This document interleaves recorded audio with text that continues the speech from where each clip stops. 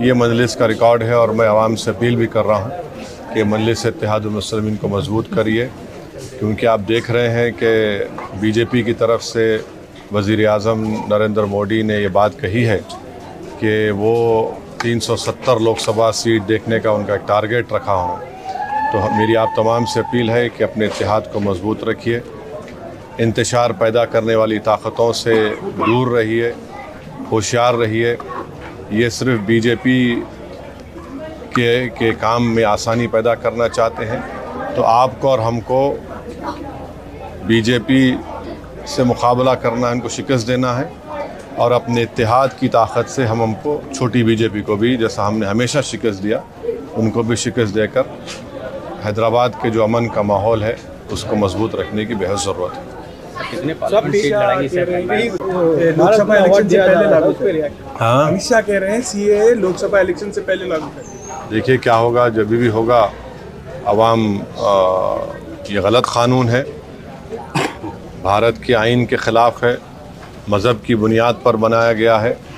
हम हरगिज़ कभी ख़िलाफ़ नहीं थे कि चाहे हिंदू सिख हो जो पाकिस्तान में रहते हैं, अफ़गानिस्तान में रहते हैं, बांग्लादेश में रहते हैं, वो आ सकते हैं हमारे वतन भारत को, और लॉन्ग टर्म वीज़ा देकर एक प्रोसेस है उसका, उसके बाद उनको भारत की शरीयत भी देते हैं।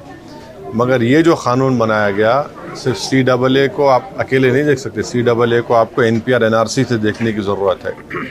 और ये इसका मकसद एक ही है कि मुस्लिम अक़लियत को, दलितों को और उन गरीबों को, चाहे किसी मज़हब के हो, उनको तंग किया जाए। तो मजलिस इसके क़ानून के ख़िलाफ़ थी और हमेशा इसकी मुखालिफत करते रहेगी। और मजलिस की नुमाइंदगी पर उस वक्त की TRS की हुकूमत में हमने तेलंगाना के असम्बली में एक रेजोल्यूशन को मंजूर करवाया था कि सेंसस गवर्नमेंट कराएगी, मगर NRC NPR का काम नहीं होगा यहाँ पर। सर, PV नरसिम्हा राव को भारत रत्न अवार्ड दिया जा रहा है।